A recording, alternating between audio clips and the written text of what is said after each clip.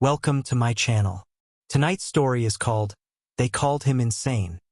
Yet the human faced the invasion alone to save the alien queen. Sit back, relax, and imagine the stars burning quietly above a fractured galaxy, where one human's courage will decide the fate of worlds.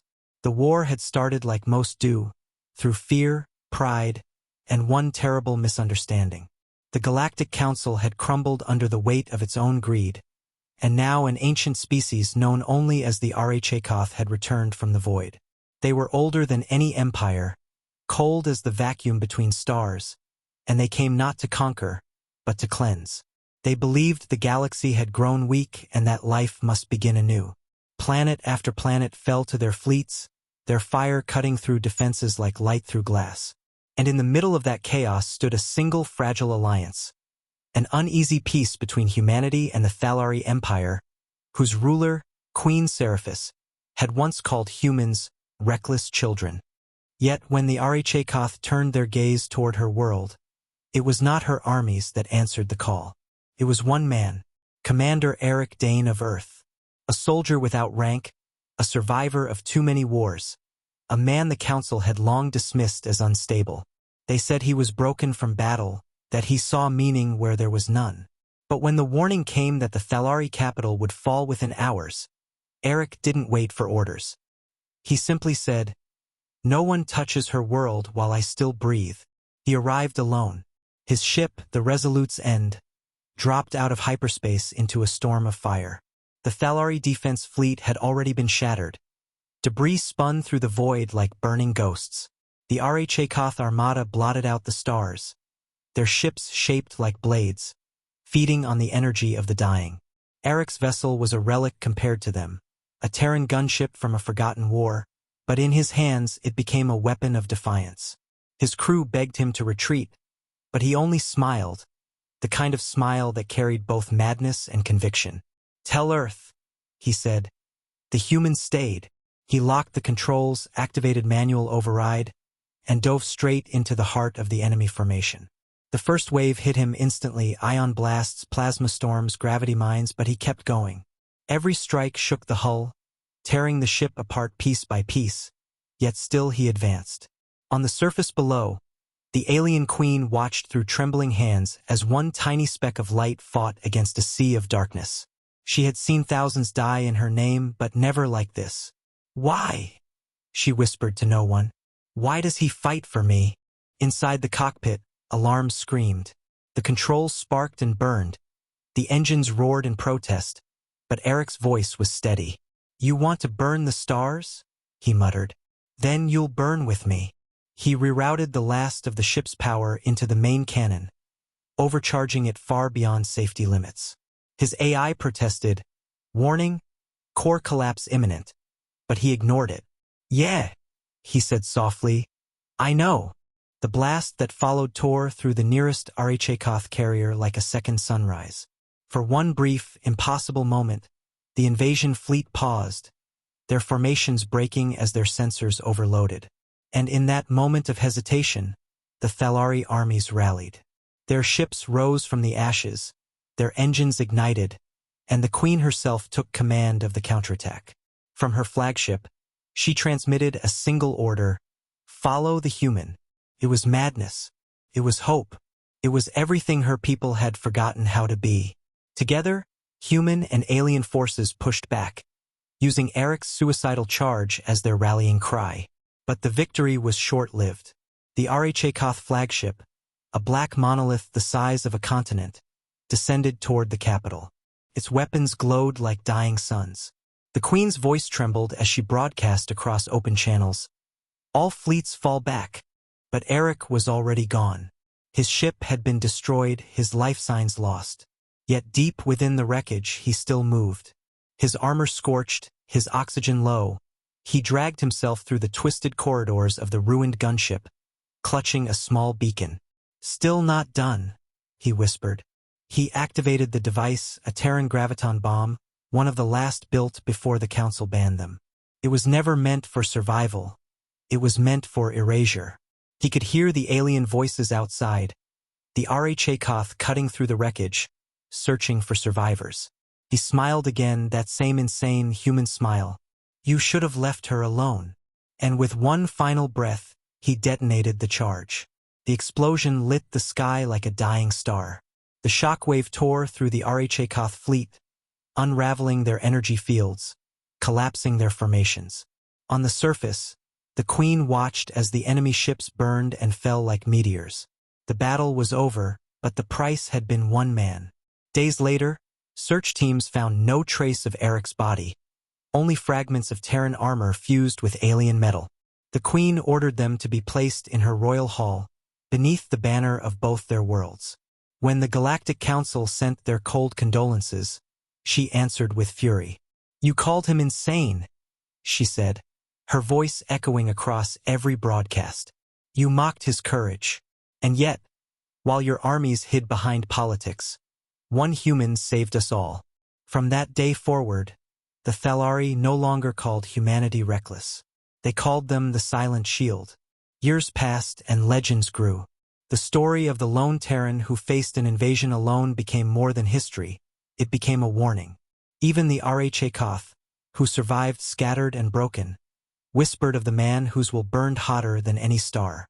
The Queen, now old and frail, would sometimes walk to the memorial built where his ship fell.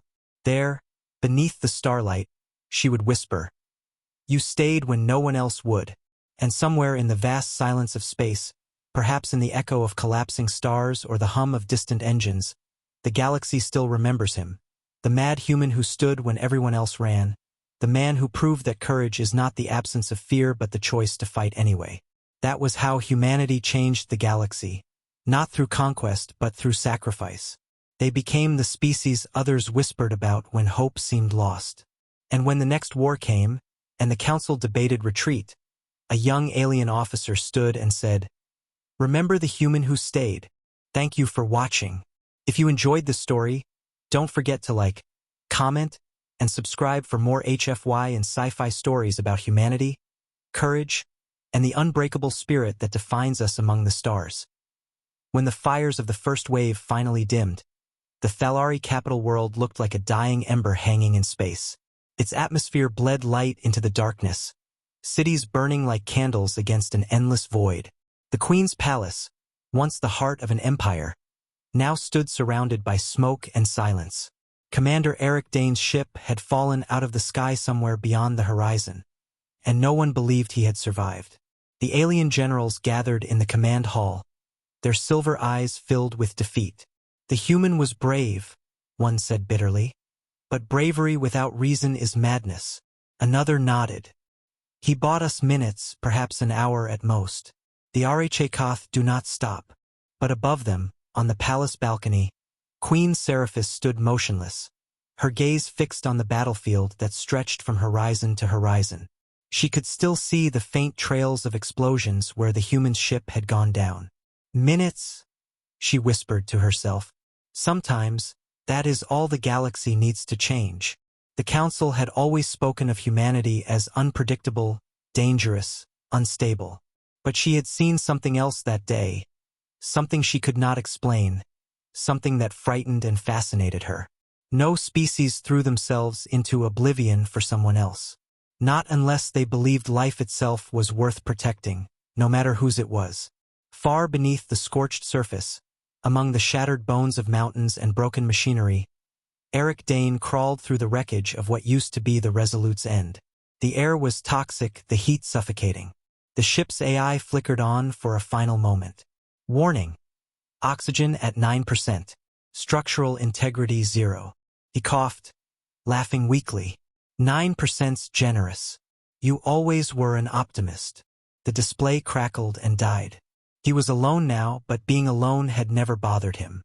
He had spent a lifetime fighting wars that no one remembered, standing between Earth and extinction again and again. Each time, he had survived not because of skill, but because he refused to die where he didn't belong. This time, though, he didn't fight for Earth. He fought for her, for the Queen who had once called his people reckless, who now lay waiting for death on her throne. He found the emergency beacon wedged under a steel beam and dragged it free, his broken fingers bleeding across the controls. "Manual signal only," he muttered. Fine by me. He tuned it to the old Terran frequency, one the Council had banned long ago. Static filled the air, then a faint hum, a pulse of light shooting upward through the cracks in the clouds. Somewhere in orbit, satellites still listening would see it. Somewhere, someone would know he was alive. The HFY patrols swept the ruins like shadows made of metal and light. They spoke in no language known to mortals, only cold signals that felt like whispers in the mind. Eric could feel them, their presence pressing against his thoughts, searching. Not today, he whispered, crawling deeper into the wreckage. He had nothing left but his sidearm and the graviton core from the ship's reactor, a weapon no sane man would ever touch. He smiled faintly at that. Good thing they already called me insane. He wired the device into the remains of his armor, the energy humming through the metal like a heartbeat. The plan forming in his mind wasn't a plan at all.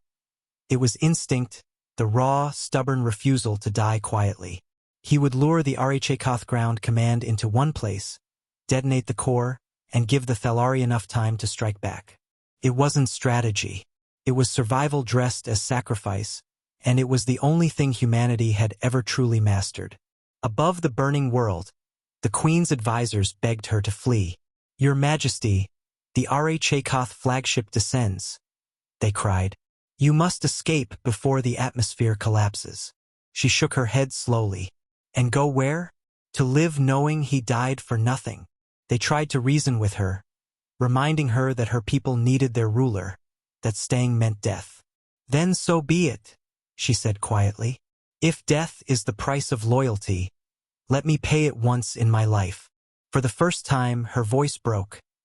Not from fear, but from something deeper. She had ruled through command and calculation, never emotion. But the human sacrifice had ignited something dangerous inside her. A spark of courage she had long forgotten how to feel. Eric reached the broken ridge overlooking the city just as the HFY carriers began to descend, their hulls gleaming like molten knives. He could see the palace in the distance, still standing, a lone tower in a sea of fire. He keyed the detonator and whispered, "Let's see how gods bleed." The explosion that followed wasn't sound but light. A silent wave that tore through the valley, ripping metal from air, sending shockwaves into the upper atmosphere. The HFY formation faltered, their dark energy fields collapsing one by one. The sky above the palace split with the thunder of dying ships. From orbit, the Thalari fleet saw the blast and turned back, rallying under a single signal: the human lives. It was enough. They surged forward, striking at the weakened invaders with renewed fury. The Queen, standing on her balcony, watched as the storm of fire began to turn in their favor. She closed her eyes and whispered, "You stayed." Hours later, when the dust settled and the light faded, the world was quiet again. The HFY had retreated, their massive flagship withdrawing beyond the moon's orbit. The Thalari medics scoured the wastelands, searching for survivors, but they found nothing. Only fragments of Terran armor fused into the rock. The Queen refused to leave the surface until the last search team returned. When they told her he was gone, she simply nodded. "He's not gone," she said softly. "He's everywhere." And perhaps she was right. Across the galaxy, on human colonies and alien stations, the transmission of his final signal had already spread. The beacon that pulsed 3 times paused, and then once more, the old Terran code for hope. In the weeks that followed, the galaxy changed in quiet ways. The Council that had once mocked humanity's recklessness now studied their courage like scripture. Even the HFY, silent and ancient, stopped their advance and vanished back into the dark. The Queen declared a new era, not of empires or conquest, but remembrance. She built a monument from the melted fragments of Eric's ship, carved with words in both Thalari and Terran. He stayed. And somewhere in that silence, between stars and memory, the story of the human who defied extinction became the heartbeat of a galaxy that had forgotten how to feel alive. Years later, the legend of Eric Dane had grown so large that even the stars seemed to whisper his name when they burned. Children on human colonies recited stories of the mad soldier who fought gods, and alien priests etched his likeness on temple walls beside their own saviors. Yet no one ever found his body. Some said the blast vaporized him completely. Others claimed he had been taken by the light itself. Queen Seraphis never believed he was dead. Each night she stood at the edge of her palace balcony, staring toward the horizon where his ship had fallen, her heart repeating the same question. Why would someone die for me? The galaxy had healed on the surface. New treaties signed, new trade between worlds. But beneath that peace lingered guilt. Humanity had proven what the Council feared most: that compassion could be stronger than fear. The Council tried to erase the story from their records, rewriting reports to call it a joint strategic maneuver. But the truth had already taken root in hearts too stubborn to forget. And then, on the 10th anniversary of the Battle of Thalaar, a faint signal reached deep space sensors near the Vyrek Rift. It was old, distorted, human, and repeating a simple phrase in Terran code: hold the line. The words that only one man ever used. Within hours, the message spread through every Terran frequency, analyzed by scientists, debated by politicians, dismissed by the Council as myth. But Queen Seraphis felt it in her bones. It's him, she whispered. Without hesitation she ordered an expedition beyond the rift. A region no ship had entered in centuries, a graveyard of wrecks swallowed by gravitational storms. The Council protested, warning her that no vessel could survive there. She simply answered, a human did. Humanity joined the mission at once. Veterans of the old war came out of retirement, and the Resolute II, a hybrid human Thalari ship, was built in his honor. Its hull bore the names of every soldier who had fallen in the invasion, human and alien alike. As the engines roared to life, the crew felt something they could not explain. A quiet certainty that they were not searching for a ghost but for proof that courage never truly dies. The journey through the Vyrek Rift was like sailing through a nightmare. Gravity twisted in impossible directions. Lightning tore through the void like claws. Instruments failed. Communications vanished. And yet the crew pressed on, guided by fragments of Eric's old signal pulsing like a heartbeat in the dark. Days turned into weeks. The Queen herself, older now but still fierce, stood on the bridge beside the human admiral who led the expedition. He would tell me this is madness, she said softly. The admiral smiled. Then he'd go first.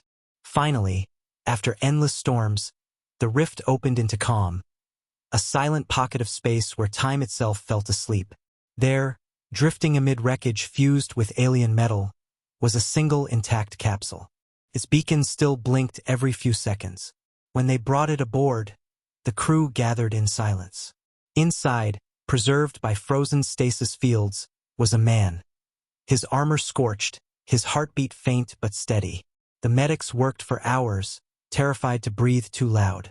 When at last the chamber hissed open and air filled his lungs, the man coughed once and whispered a word that stopped every heart on the deck. Queen! The room erupted, some in disbelief, others in tears. Eric Dane had lived, trapped in the rift all those years, kept alive by sheer will and ancient Terran technology no one thought still worked. When she entered the medical bay and saw him, Seraphis froze. He looked older, thinner, but his eyes were the same, tired and kind and endlessly stubborn. You're supposed to be dead, she said. He gave the smallest grin. Been trying. The universe keeps saying no. News of his return spread faster than light. Across the stars, millions wept. The Council tried to claim him as a hero of unity, but the people knew better. He belonged to no empire. He belonged to everyone who had ever stood alone and refused to fall. Yet even as celebrations filled the systems, Eric felt uneasy. The RHA aren't gone, he told the Queen quietly. They retreat, they rebuild, and when they return, they'll come for everything. She frowned. Then what do we do? He looked toward the stars beyond the window. We do what humans always do. We stay. That night, as he stepped onto the observation deck, the galaxy stretched before him like an endless ocean. The stars shimmered, reflecting off his scarred armor. He could still feel the pain in every bone, but it no longer mattered. Pain was proof of life, and life meant he still had work to do. For a long time he stood in silence, the hum of the ship beneath his feet, the Queen's words echoing softly behind him. The guards ran, but the humans stayed. He smiled faintly. That's what we do. And somewhere beyond the horizon of space, the RHA stirred again, sensing the same unyielding presence that had once defied their fire. Humanity had returned, not as conquerors, not as victims, but as the species that never stopped standing. The return of Eric Dane sent shockwaves through the galaxy. To the people, it was a miracle. To the Council, it was a problem they didn't know how to control. Every planet that had once bowed to the old regime now looked to Earth for guidance. The word human had come to mean something more than a species. It meant defiance, endurance, hope. But for Eric, the cheers and celebrations meant nothing. He saw in every banner of his face, in every speech made in his honor, the shadow of what was coming. They don't understand, he told Queen Seraphis quietly. The RHA don't stop. They wait. And this time, they'll come for the heart. She frowned, her silver eyes reflecting the stars beyond the viewport. You think they're rebuilding? He nodded. No, they're remembering. He knew the signs, strange energy readings near abandoned systems, missing ships, whispers from outposts swallowed by silence. Humanity had learned to see patterns where others saw chaos. Pain had made them observant, and when the first Thelari colony vanished without a trace, leaving only glass where oceans once were, Eric's warnings became prophecy. The Galactic Council panicked. Emergency meetings filled the airwaves, each race blaming another. The Nael accused the humans of provoking the ancient enemy, the Virek called for preemptive strikes, and the old bureaucrats of the Council demanded negotiation. Eric stood in silence at the back of the chamber, his scarred face calm as the chaos erupted. When the shouting finally stopped, he said only 3 words, "They don't negotiate." His voice cut through the noise like steel. You think you can reason with fire? You can't talk to something that believes mercy is decay. Some of the aliens sneered. You speak as if you know their mind, human. He turned slowly toward the speaker. I do. I've seen it. I've heard them whisper in the static before their ships strike. They call us the corruption. They believe killing us is purification. Silence spread across the hall, cold and heavy. The Queen rose from her seat. Then we prepare, she said simply. But Eric shook his head. You can't prepare for them with ships and guns. You prepare with unity. Because when they come, they'll test what we are, not what we built. And he was right. Within months, the RHA returned, not as fleets this time, but as storms. Gravitational distortions swallowed entire worlds. Communication arrays turned into conduits of madness, transmitting signals that drove unshielded minds insane. Entire systems went dark overnight. The war no longer had fronts or lines, it was everywhere, all at once. Eric commanded a new coalition fleet formed under a banner no one had ever imagined before, the Human-Thelari Alliance. Every ship bore the symbol of 2 hands, one human, one alien, clasped in light. It was more than an emblem. It was a promise. On the bridge of the Resolute 2, Eric stood before the holomap of a galaxy under siege. They're not attacking territory, he murmured. They're attacking belief. He looked to the Queen, now a commander herself in everything but name. If they break our will, they win without a shot. She stared at him, quiet but resolute. Then we give them something that cannot break. The first battle came at the edge of the Virek expanse. Hundreds of ships, human, Thelari, Nael, even Virek, stood side by side for the first time in history. The RHA appeared like a storm tearing through reality, their vessels flickering between dimensions, their weapons bending light itself. The opening barrage ripped through the Alliance's outer ranks, scattering ships like ash. Eric didn't flinch. Hold the line, he said softly over comms, the same phrase that had once been his dying signal. His voice reached every ship, every soldier, every frightened soul watching from faraway worlds. We've seen worse. We've survived worse. Remember who we are. The words struck something ancient in the heart of every listener. Even the alien captains who once mocked humanity's madness now whispered the words back like a prayer. Hold the line. And they did. The human frigates dove into the storm, their shields glowing white-hot, ramming through enemy formations. Thalari cruisers unleashed arcs of plasma that burned through the dark like sunrise. The Nael healers turned their medships into rescue vessels, pulling survivors from wrecks under fire. The galaxy, fractured for centuries, fought as one. At the center of it all, Eric stood unmoving as the bridge shook and sparks rained from the ceiling. "Target their command node," he ordered. "Fire everything." The ship's reactor screamed as power surged through every weapon system, overloading circuits, melting armor. The explosion that followed painted the stars in gold and fire. When the light faded, half the RHA fleet was gone. The rest scattered, retreating into the dark, leaving behind nothing but the echo of their defeat.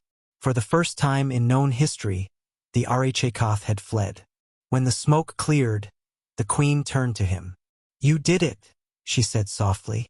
Eric shook his head, staring at the wreckage outside. "No, we did. Humanity taught the galaxy to stand, but it was the galaxy that refused to fall." She smiled faintly. "You always find poetry in pain." He laughed quietly. "It's the only place it belongs." But the victory came at a cost. Thousands of ships were lost, millions dead. And deep in the void where the RHA fled, new signals began to form, more organized, more intelligent. The war wasn't over. Yet for that single shining moment the galaxy knew peace. Not the kind written in treaties, but the kind forged in shared sacrifice. Every world that once feared humanity now called them brothers. The Galactic Council dissolved itself, replaced by a new assembly, the Concord of Stars, founded on one principle engraved in human steel: we stay. And as the celebrations echoed across the stars, Eric Dane stood alone at the viewport, watching the last traces of fire fade into the black. His reflection stared back at him, older, scarred, but alive. The Queen approached quietly. "What now?" she asked. He smiled faintly. "Now we rebuild. And when they come again, we'll be waiting." Outside, the stars shimmered like watchful eyes, and for the first time since the beginning of all wars, the galaxy was united under a single truth: that one human's madness had become the measure of their courage. Peace, fragile and new, settled across the stars like a thin layer of glass, beautiful but ready to shatter at the slightest touch. The Concord of Stars grew from the ashes of war, uniting races that had once sworn never to share the same sky. Humanity was no longer an outcast. It was the heart that kept the galaxy alive. But beneath the surface, whispers began again. Not all species could accept that it was a human who had ended the war. Some envied them, others feared what they might do next. And among those fears, a seed of betrayal began to grow. Commander Eric Dane saw it coming before anyone else. He always did. He had seen the same pattern on 1,000 battlefields: how peace makes people forget why they bled. He spent long nights staring out the window of the Concord Spire, the headquarters of the new alliance, listening to the distant hum of power cores and quiet voices plotting survival in the language of politics. "They're building walls again," he told Queen Seraphis one night. "They just paint them gold this time." She stood beside him, her once bright eyes shadowed by the weight of leadership. "You've fought too many wars," she said softly. "You see enemies everywhere." He looked at her and smiled sadly. "And that's why I'm still here." The Queen had changed since the war. She ruled not as a monarch but as a voice for unity, yet every council session ended with accusations. The Nael claimed humanity was expanding too fast, spreading colonies beyond agreed borders. The Virek accused humans of hoarding technology. And in the background, strange disappearances began again. Ships lost in the outer sectors, entire mining stations gone silent. Eric investigated them personally. What he found chilled him to the bone. At the edge of the void, deep within the remains of RHA space, a signal pulsed faintly on ancient frequencies. Not an attack. A call. A lure. The RHA weren't rebuilding, they were waiting, and someone in the Concord was answering them. When Eric presented his findings to the High Council, they refused to believe him. "The RHA are extinct," one delegate said dismissively. You destroyed them yourself. Eric slammed his fist on the table. No, I survived them. That's not the same thing. The chamber fell silent. Even the queen, torn between loyalty and doubt, could not speak. You think one of our own betrayed us? She asked quietly. He nodded. I don't think. I know. That night, the traitors made their move. The Concord spire trembled as explosions ripped through its lower levels. The city below erupted in chaos, fires blooming like red stars. Eric rushed to the command deck, his voice calm but sharp. Lock down the core. Get the queen to safety. But Seraphis refused to leave. You think I'll run while my people die? You taught me better than that. He looked at her then, the fierce glow of fire reflected in her silver eyes, and realized that the woman who once hid behind diplomacy had become the warrior he'd always believed she could be. Then we end it together, he said. The rebels were not just one species. They were a coalition of old council loyalists who believed the galaxy was never meant to stand equal. They called themselves the Purists, and they had made contact with the RHA remnants, promising them access to the Concord's weapon cores in exchange for shared rule. Eric and Seraphis fought through burning corridors to reach the spire's command vault. The halls shook with plasma fire. Guards fell. Smoke filled the air. They think killing you will break the alliance, Eric shouted over the chaos. They don't understand. You already made it immortal. When they reached the vault, the truth waited like a blade. The head of the Purists, a former Thelari admiral, stood before the control core with a detonator in hand. You brought us unity through fear, the traitor hissed. But fear never lasts. Eric stepped forward slowly. You're right, he said quietly.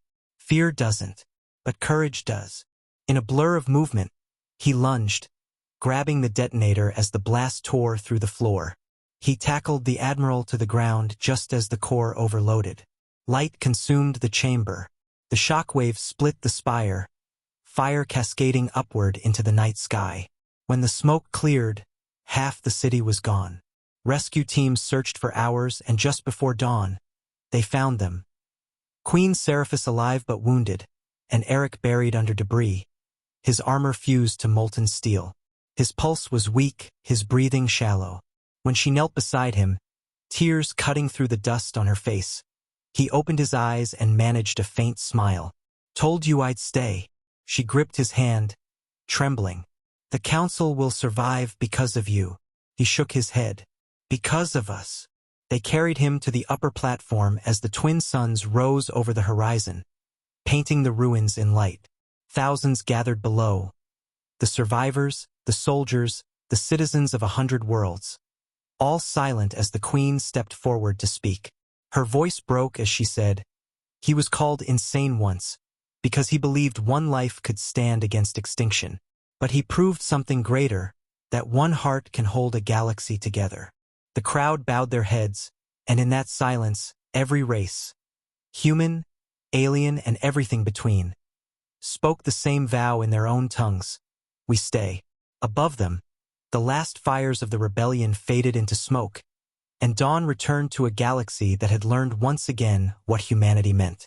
Not power, not conquest, endurance. Later, as the queen stood alone by Eric's bedside, he stirred faintly, his voice barely a whisper. You'll need to lead them without me. She shook her head, tears falling freely. You'll live. He smiled faintly. You forget. I already did that once. Then his eyes softened, the fire in them fading to peace. Tell them. Don't stop standing. And with that, the man the galaxy once called insane finally rested.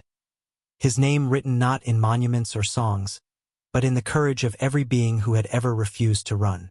The queen looked to the stars and whispered, he stayed. And in that moment, the entire galaxy stayed with her. Decades passed, and the fires of war faded into legend. But legends have a way of becoming the bones of truth. The galaxy remembered the day one human stood alone against the void, and the queen who stood beside him until the stars themselves burned brighter for it. From the ashes of the Concord rose something new, the Terran Accord, a living union of worlds bound not by power, but by choice. On every planet, monuments bore the same inscription, "He stayed."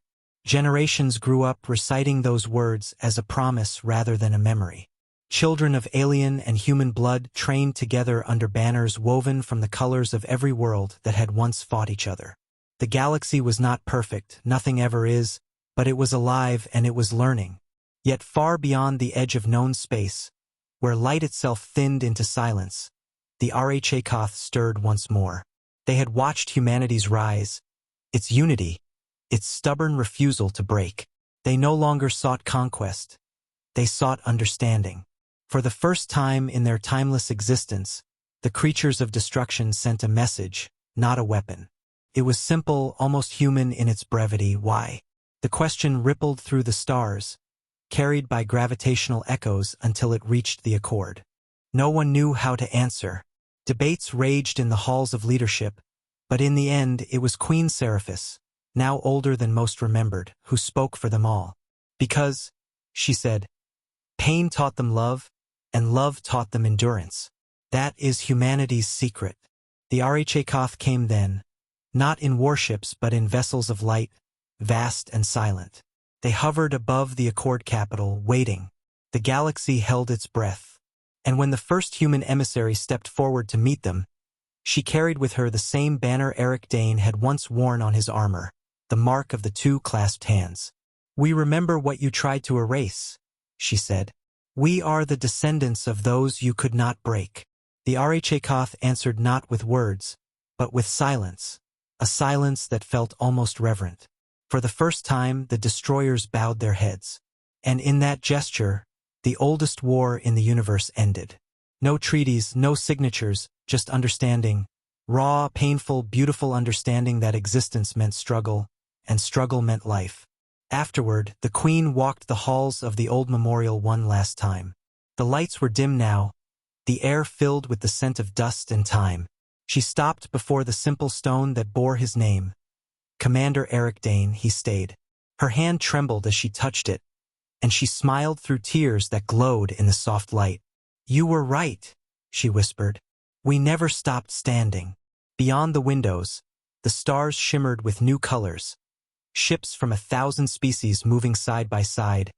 Fleets not of war but of exploration. Humanity had not conquered the galaxy. It had healed it. In the new academy built where the Concord Spire once stood, cadets studied Eric's campaigns not as tales of battle, but as lessons in compassion, sacrifice, and resolve. Every oath they swore ended with the same line, "We stay." And somewhere in that vast, eternal ocean of stars, where no ship had ever gone and no signal had ever reached, a faint beacon still pulsed through the dark. The old Terran code Eric had sent all those years ago. 3 short bursts, 1 long. Hope.